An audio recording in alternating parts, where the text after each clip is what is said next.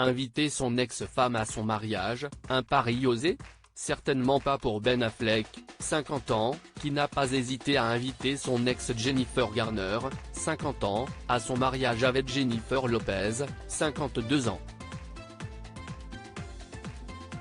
Ce n'est pas pour autant que l'actrice du film Alias a accepté, loin de là.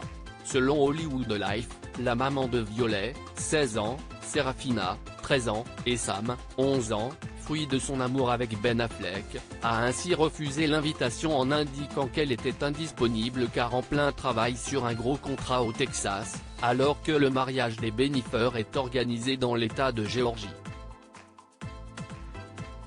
Alors, vrai contrat ou excuse bidon?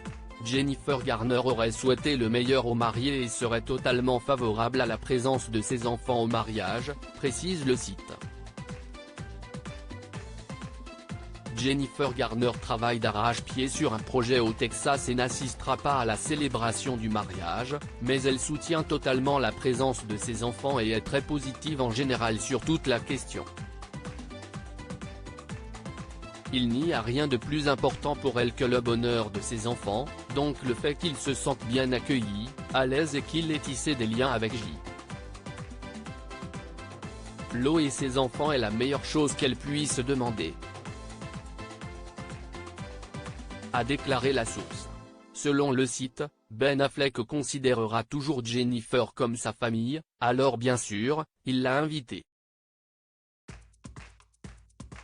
La grande fête aura lieu dans la maison de Ben, dans la ville côtière de Riceboro, en Géorgie, juste à côté de Savannah. La cérémonie commence le 20 août 2022 et un barbecue familial devrait être organisé le lendemain.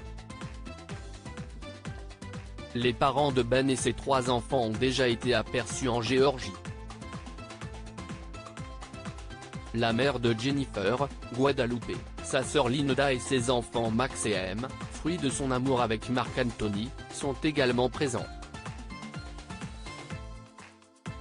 Malheureusement pour les amoureux mariés, qui se sont unis une première fois à Las Vegas le 16 juillet, un accident a perturbé leurs préparatifs de mariage le 19 août 2022. La mère de l'acteur, Christopher Anne Bolt alias Chris se serait coupé la jambe en tombant d'un quai. Retrouvée inconsciente, elle a été transportée à l'hôpital de Savannah. Heureusement, elle est finalement rapidement sortie de l'établissement en fauteuil roulant et pourra donc, on l'espère, assister au mariage de son fils.